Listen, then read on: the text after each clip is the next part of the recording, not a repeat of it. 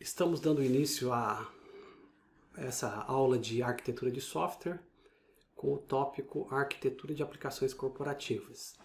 A arquitetura de aplicações corporativas, antes da gente entrar propriamente ali no conteúdo dela, ela foca principalmente em mostrar como se implementa, como são feitas as escolhas para se implementar uma aplicação, essas aplicações que atendem aí o mundo dos negócios, a parte comercial. Então, normalmente, a arquitetura de aplicações corporativas vai te dar essa percepção de como é o software como um todo, o sistema como um todo. Como que você quebra ou define as partes que fazem o funcionamento dele. Porque assim, num primeiro momento, quando a gente pensa em software, a gente pensa num software rodando num único computador, fazendo uma determinada função comercial, por exemplo, né? Mas um software, ele não é só isso. Então ele vai ter aí toda uma arquitetura que precisa ser projetada para que ele funcione e solucione todos os problemas que normalmente tem nas corporações, nas empresas, né? E é isso que a gente vai ver na aula de hoje. Vou chamar a atenção para vocês só do calendário. Então, a princípio, a definição é assim: nós estamos no dia 15, hoje é a última aula de conteúdo desse bimestre, e a gente vai falar aqui sobre a arquitetura de aplicações corporativas para encerrar, então, a parte de conteúdo desse bimestre. Nós estávamos ali com a previsão de, na próxima aula, dia 22, já fazer a avaliação bimestral através do caderno de provas. Como eu comentei no início desta aula, é muito provável que essa definição, se a gente vai manter essa avaliação bimestral na próxima aula, vai depender de uma reunião que acontecerá agora à tarde. É muito provável que se mantenha, tá? Mas talvez ele acabe, em vez de sair sendo dia 22, cair no dia 29. De qualquer forma, fiquem atentos, a gente vai notificar pelo portal, ou eu posso notificar vocês também ali através do nosso grupo de mensagens ali do WhatsApp, tá ok? Então fiquem atentos que a gente vai se inteirando daí do que vai acontecer na próxima semana. Na última aula, nós basicamente encerramos essa sequência de aulas que tratava da parte de documentação para tentar dar para vocês uma percepção do que tem que colocar em cada capítulo praticamente desse documento. E é óbvio que assim, a visão que foi dada uma visão geral, mas vocês ainda não tiveram o conteúdo ou a informação suficiente para saber em detalhes como escrever ou como montar esse documento realmente em detalhes. Então, conforme eu comentei no início ali, o objetivo de estudar a arquitetura de aplicações corporativas tem muito a ver ali com esse capítulo da parte de visão. Visão de implantação, que é a 7ª, e 8ª, a visão de implementação. Porque na arquitetura de aplicações corporativas, você começa a ter essa percepção das questões de camadas, por exemplo, camadas lógicas e físicas, como é que isso é distribuído numa aplicação corporativa. Então, eu diria para vocês que a nossa aula de hoje, ela reforça a compreensão e o entendimento para poder ter essa visão, que é a visão de implantação e a visão de implementação. Quando eu começo a falar do documento de arquitetura, é interessante porque assim, a gente pode, em função da carga de informações que a gente teve aqui sobre a parte de documentação, pensar assim, poxa, mas o arquiteto de software, a vida dele é somente fazer um documento de arquitetura? Então dá a impressão que a atividade que um arquiteto executa é ficar fazendo um documento de arquitetura, que é o DAS. E na verdade não é isso. Como o inverso também não é verdade. Então um arquiteto, ele não fica só imaginando e pensando nas soluções, né? E colocando na mente dele as visões. Ele tem que pegar o quê? Ele tem que pegar a visão, que é o que está na mente dele, e transformar em algum tipo de informação que seja compreensível por uma grande quantidade de pessoas, ou por uma quantidade de pessoas que precise ter acesso àquela informação do que está na mente dele. Então, o documento de arquitetura também é uma parte da atividade que o arquiteto tem que produzir justamente para transmitir essa visão, essa percepção que ele tem da documentação, de como é a arquitetura do software. Então, basicamente, a obrigatoriedade de um documento de arquitetura é para quê? Para que aquilo que está na mente, na cabeça do arquiteto, se transforme em informações para outras pessoas que precisarão daquela informação que está na mente dele. Então, o documento é uma representação de tudo que o arquiteto está pensando, né? E como ele está vendo aquela solução. Obviamente que ao olhar hoje a gente vendo esse conteúdo de arquiteturas de aplicações corporativas, a gente vai perceber que existem vários padrões de arquitetura que é normalmente o que um arquiteto segue. Então, a gente já tem uma percepção mais ou menos de como é que ele trabalha. Tá? Então, avançando, a ideia da documentação de arquitetura não é que isso seja a única atividade do arquiteto, mas que o arquiteto, ao pensar em soluções, ele transforma isso numa informação para ajudar as demais pessoas que participam do processo. E a gente viu até a última aula sobre as visões arquiteturais, todas essas visões, a de caso de uso, lógica de implementação, processos e implantação, e vimos para que cada uma delas serve.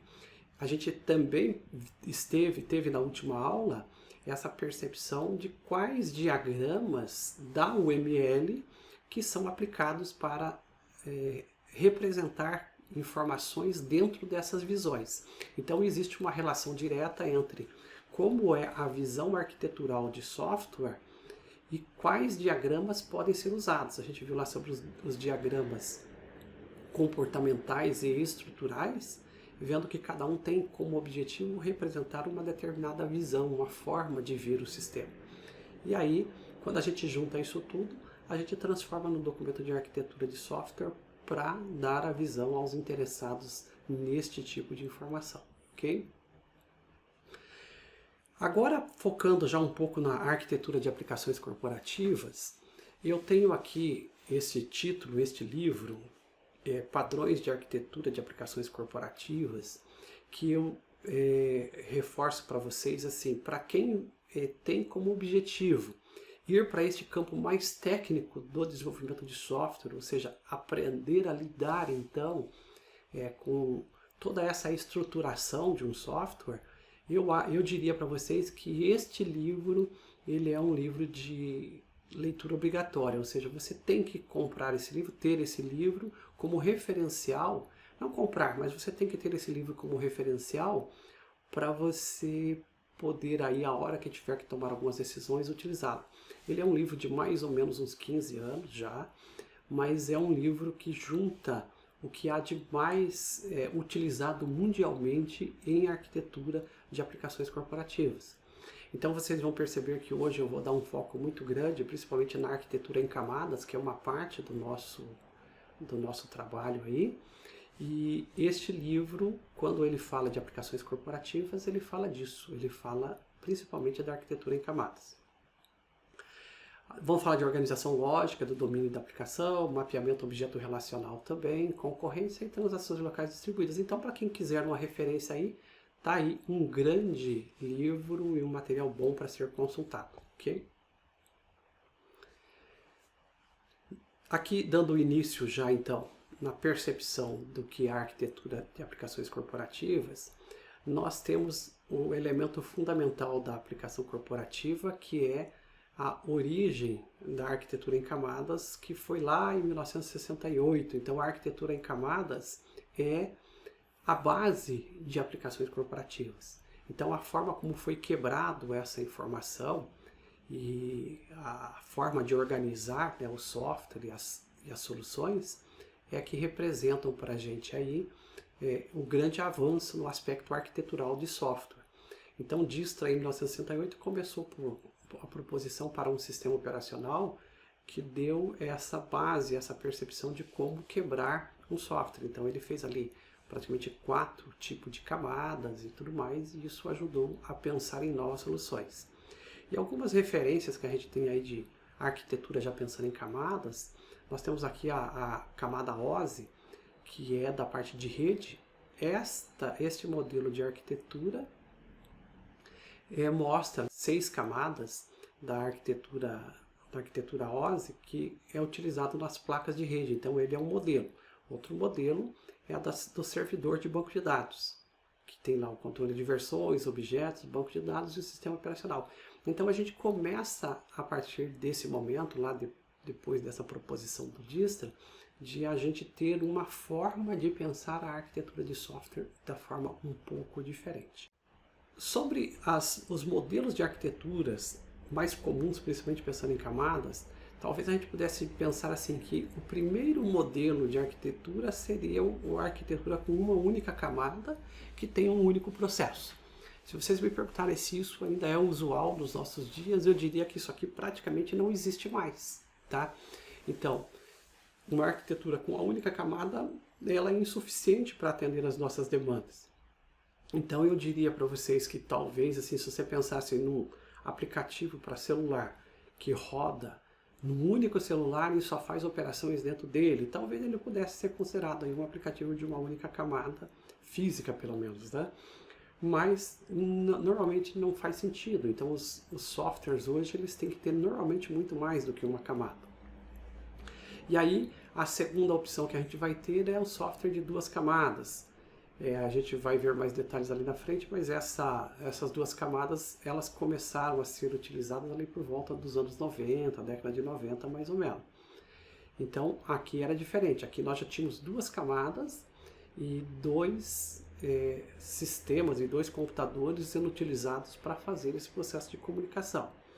Depois, um pouco mais adiante, passamos a ter a terceira camada, que antes estava concentrado a parte de dados também no servidor, aí muda-se e tira essa parte de dados, deixa numa terceira camada. Então foi uma outra quebra possível.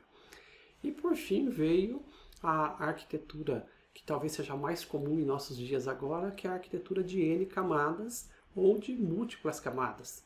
Então a gente está aqui com 4 camadas, né, que é cliente, servidor, serviços e banco de dados, mas como a gente verá logo ali na frente, a gente pode ter muito mais camadas até do que isso. É uma questão daí de quem está fazendo a arquitetura ou está pensando na solução de software que a gente está trabalhando, tá? Então, só agora entrando um pouquinho mais de detalhes em cada uma daquelas camadas ali, a partir das duas camadas, a mais antiga e a mais comum, a arquitetura mais comum de software que a gente tinha, era essa arquitetura chamada arquitetura centralizada, que eram duas camadas físicas. Então a gente tinha ali um servidor, um mainframe, que tinha o software que fazia todo o processamento corporativo, então tudo que precisasse ser realizado eram realizados nesse servidor. E esse mainframe ele tinha a responsabilidade tanto de processamento dos dados quanto ao arquivamento. Então, normalmente era arquivado em texto, isso não tinha servidor de banco de dados ainda, então ficava gravado em texto, mas era esse mainframe quem processava tudo. Os terminais, ou seja, os computadores que se conectavam neste servidor, nós dizíamos que eles eram terminais burros porque eles não tinham sequer um processador na máquina. O que ele tinha no máximo era um monitor, um teclado e uma placa de rede ali que fazia com que ele conectasse no mainframe. Então ele não tinha capacidade nenhuma de processamento. Tudo era jogado para o servidor. O que ele fazia, na verdade, era apenas se conectar no servidor para poder visualizar o que estava acontecendo. Mas ele não tinha capacidade de processamento. E aí, por isso, esses computadores, esses terminais que a gente diz, né, foram chamados, assim, um modo meio popular de dizer, de terminais burros, porque eles não tinham capacidade de processar informação, ok? Então esse foi praticamente o primeiro modelo de arquitetura. Isso foi lá por volta da década de 60, 70, mais ou menos, do século passado. Já ali por volta dos anos 90, né, a década de 90, a arquitetura que começou a prevalecer foi a cliente-servidor. Nesta época começaram então a surgir vários... o PC começou a surgir, então a gente começou a ter um computador mais presente na vida das pessoas, e esse computador chegou para as famílias, para as empresas, para tudo, tendo uma capacidade considerável de processamento. Eles não eram mais como os antigos computadores com baixa capacidade de processamento. Então, esses computadores começaram a ser utilizados para se conectar em servidores, cuja função dos servidores não era mais um único servidor, tinham vários servidores, tinha servidor de arquivo, de dados, de impressão, tinha servidor para tudo daí. E o cliente passou a ter do lado dele também a capacidade de processamento dessa informação. Então, com isso, a gente começa a ter uma distribuição do processamento. O processamento ocorrendo partes num software instalado no cliente e partes no servidor em um software instalado no servidor. Então, por isso, esse modelo de arquitetura começou a ser chamado então de arquitetura cliente-servidor, porque ambos realizavam o processamento. E esse modelo de arquitetura era uma arquitetura já de 2 camadas, tá? Camadas físicas. Então, nesse modelo cliente-servidor, a gente tinha aí um modelo que o cliente normalmente fazia abertura de conexão com o servidor, fazia requisição, recebia a resposta, era um modelo de comunicação que utilizava e utiliza, né, porque ainda temos esse modelo rodando em vários ambientes, uma conexão do tipo TCP/IP. Daí nós temos já na sequência, ali mesmo na década de 90, um terceiro modelo de arquitetura, que é a arquitetura de 3 camadas. Nesse modelo de arquitetura começou então a se isolar a camada 1, que era a interface do cliente, onde o cliente tinha algum tipo de processamento. A camada 2, que era a parte lógica da aplicação, que era a parte de servidor, e a camada 3, que era a base de dados. Esta arquitetura de 3 camadas vai ter início, principalmente a gente já vai ver ali, com a arquitetura Java, porque daí você começa a ter a interface gráfica na web, com o acesso à web que começou a existir, a parte de aplicação lógica nos servidores que estão nos provedores, né? E a camada de dados num outro servidor. Então isso criou o que nós chamamos de arquitetura de 3 camadas, ou camadas físicas, né, de distribuição. E a parte interessante aqui é que aqui a gente começa a ter uma percepção da arquitetura distribuída. Então, falar que a arquitetura é em camadas físicas é o mesmo que dizer que a arquitetura é distribuída. Ou seja, partes do processamento ocorrem numa camada, partes do processamento em outra camada, na segunda camada, e partes na terceira camada, onde tem a parte de dados. Então, a gente passa a ter então uma arquitetura distribuída a partir de então.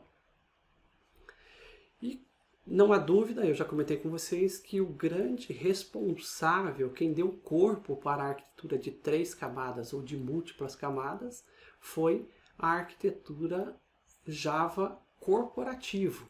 Então veja que esse Java aqui, ele é um Java diferente daquele básico que a gente vê aí, principalmente nas disciplinas iniciais de programação, que é o Java SE. O Java EE, ele é o Enterprise Edition, é uma versão já voltado para grandes corporações. Então ele tem ali toda uma proposição de como trabalhar com softwares utilizando camadas. Tanto que vocês observem aqui, ó, ele tem a Client Tier, a Web Tier, a Business Tier e a Data Service, a parte de banco de dados, né, armazenamento de dados Tier. Esse Tier do inglês, ele é o equivalente à camada física em português. Então veja que não é a mesma coisa, nós estamos falando aqui de camada lógica nesse modelo. Camada lógica seria layer no inglês. No inglês, tier é uma camada física, ou seja, esta parte estaria sendo processada numa máquina cliente, esta outra parte em um servidor que processe o Java corporativo e a parte de banco de dados num outro servidor.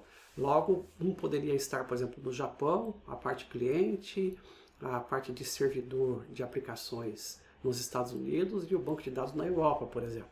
Então, essa é uma representação da distribuição do software em camadas físicas, tá ok? Então, a gente quando está projetando ou arquitetando um software, a gente pode levar em consideração este modelo também de arquitetura. Agora, olhando um pouco mais para o núcleo do software, nós temos aqui a arquitetura MVC. Acredito que vocês já tenham tido disciplinas aí também que de certa forma utilizou o modelo MVC. O modelo MVC ele pode ser distribuído, ou seja, pode também se encaixar num modelo em camadas, mas ele normalmente a gente diz que o modelo MVC ele é um modelo de camadas de separação de interesses dentro da arquitetura de um software, com o foco de fazer a separação lógica e não física. Então, quem utiliza aí já aprendeu ou já programou, por exemplo, ASP.NET MVC. Então, o ASP.NET MVC é uma proposição da utilização desse modelo de arquitetura, que é a arquitetura Model View Controller. Quem utiliza o Spring, aí acredito que vocês na disciplina de tópicos, vocês estejam desenvolvendo um software, esse software provavelmente seja o Spring MVC. Então, o Spring MVC também é um modelo de distribuição em camadas lógicas de um sistema. Então, se você vai fazer a arquitetura ou documentar o software que vocês estão produzindo, muito provavelmente vocês terão que incluir aí esse modelo de diagrama e explicar como ele está sendo utilizado dentro da arquitetura do software de vocês. Sempre lembrando e recapitulando aqui que essas três distribuições, a View, a Controller e a Model, representam justamente na View uma parte onde o usuário interage, né? Então uma interface gráfica para o usuário interagir. A Controller, quem recebe todas as requisições do usuário e encaminha, faz toda a sua movimentação com a Model e depois processa essa informação e devolve para o usuário. Então, esse MVC realmente já representa esse tipo de interação do usuário com uma arquitetura de sistemas. Aqui, um outro modelo que representa a arquitetura MVC é o Java Web. Então, normalmente no começo aí da programação, a gente acaba tendo, por exemplo, um pouco de Java básico. Esse Java básico, quando ele vai para o Java Web, ele trabalha com as views, que são os JSPs, o HTML, com a controller, que tem lá as servlets, que ajudam a fazer esse processo, e a model, que tem os objetos de negócio, tem o mapeamento do JPA Hibernate para poder gravar na base de dados e assim por diante. Então, esta é uma arquitetura básica do modelo MVC, que também pode ser utilizado no Java, tá ok? E aí, nós chegamos agora já na visão de arquitetura de múltiplas camadas, ou N camadas, como é chamado. E esta arquitetura, vejo que aqui eu estou fazendo a representação com vocês de 4 principais camadas que são comuns na utilização da N camadas, mas tem mais camadas ali na frente, inclusive eu vou mostrar para vocês algumas camadas adicionais. Mas normalmente a gente diz que tem uma camada de apresentação, uma de negócios, uma de persistência e uma de banco de dados. E essas 4 camadas, pelo menos, são as mais comuns. E quando você pensa por que você precisaria da camada de negócios, na verdade você vai responder essas 2 grandes perguntas, principalmente na camada de negócios, que é como organizar a lógica de negócios, ou como encapsular ou proteger a lógica de negócios. Então, ao utilizar a arquitetura N camadas, você vai tentar encontrar resposta para essas questões. Quando você pensa na camada de persistência, você vai responder as perguntas como acessar o banco de dados e como lidar com concorrência nas transações de banco de dados de longa duração e nas transações de curta duração. Então veja que as camadas são criadas e distribuídas justamente por causa do foco que se quer dar no tipo de problema que vai se resolver na arquitetura. Ok? Aqui, quando eu coloco para vocês as principais camadas, é a mesma representação da figura anterior, eu quero mostrar a seguinte imagem nessa situação aqui da arquitetura. Primeiro, a separação entre o que é front-end e o que é back-end. Então, o front-end normalmente está focado na parte de apresentação, que é a interface que o usuário interage. Então você pode, por exemplo, tem pessoas que se dedicam a serem programadores ou desenvolvedores front-end, focam só nisso, de fazer a parte de apresentação para o usuário. Em compensação, a gente tem a parte back-end, que normalmente está concentrada nas linguagens Java ou C#, que é a produção de toda uma estrutura no lado servidor para poder ser, então, a solução do negócio do cliente. Das quais as camadas que podem representar a solução dos negócios do cliente, a principal delas é essa camada de domínio. Então, normalmente na camada de domínio, onde ficam as classes que formam a solução, a arquitetura de um software, é onde estão concentradas as informações principais aí de um sistema que é feito, que é trabalhado para fazer em camadas. Então, essa distinção entre front-end e back-end, ela existe atualmente nas soluções de aplicações corporativas e é muito usual vocês ouvirem falar disso. O Spring MVC que vocês estão trabalhando, ele trabalha muito com esse conceito. Então ele tem lá a camada de service, os serviços, ele vai ter a parte de classes, que são as entidades que representam a parte do negócio, e as camadas de DAOs, lá de acesso a dados, que representam justamente o repositório, né, que representam essas camadas aí de desenvolvimento. Aqui, obviamente, você pode, dependendo da forma como for desenvolvido o software, ter isso aqui distribuído somente em camadas lógicas, mas são possíveis de serem aplicadas. Okay? Então, aqui uma breve definição, só para a gente reforçar. Aqui eu coloquei mais camadas, inclusive a camada de apresentação tem foco na interface com o usuário, a camada de serviços principalmente em criar ali abstrações para os serviços que são necessários para poder realizar um determinado negócio, a parte de aplicação, que são onde ocorrem as funcionalidades. Então aqui veja que nós temos já 3 camadas, onde tem as funcionalidades, onde os casos de uso de uma documentação são realizados propriamente. E aí nós teríamos o núcleo do sistema, que é a camada de domínio. Então a camada de domínio é onde se concentra basicamente todo o conjunto de informações de um sistema.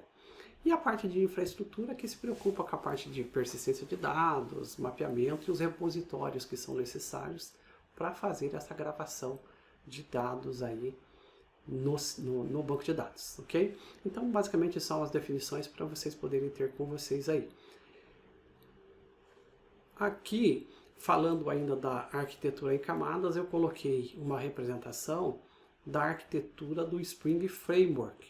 Então, veja que vocês que estão trabalhando com a arquitetura do Spring MVC, provavelmente vão se deparar com isso, com esse tipo de arquitetura. Uma camada que é justamente a camada de controller, para controlar as requisições que chegam na aplicação.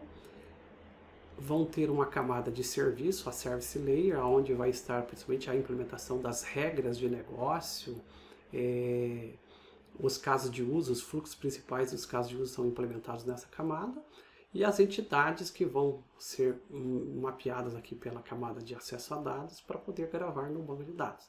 Então, essa aqui é uma representação básica da arquitetura Spring e serve para o Spring MVC também.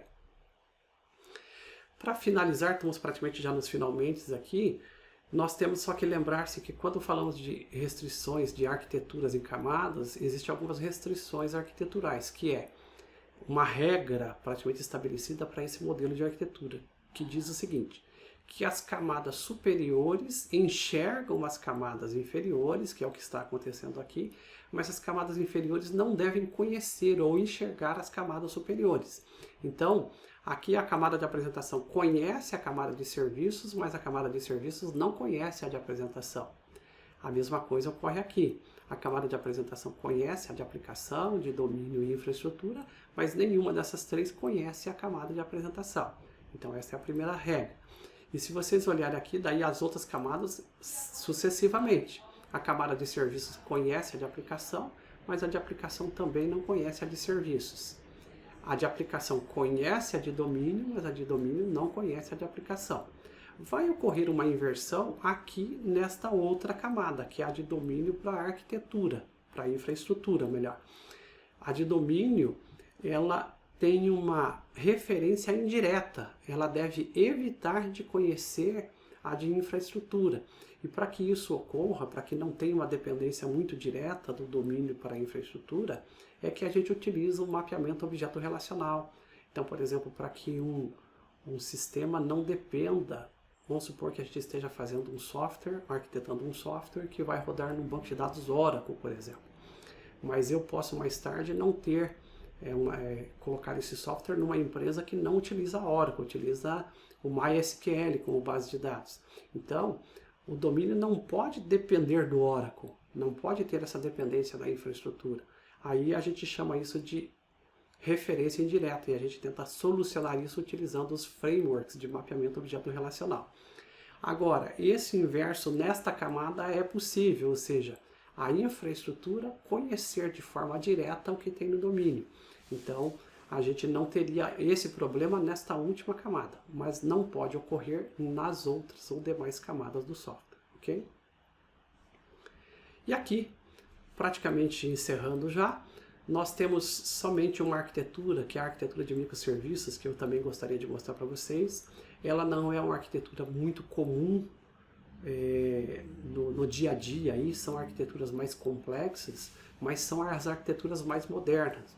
Então a arquitetura de microserviços é uma arquitetura que tem no máximo 10 anos e a gente começa a ter aí talvez uma utilização maior dela.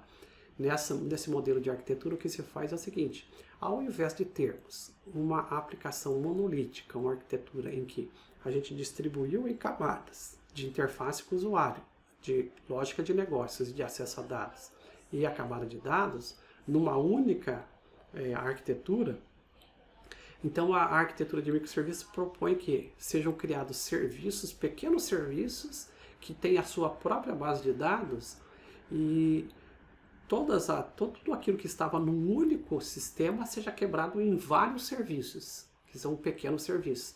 E aí o usuário tem uma interface que acessa todos esses serviços.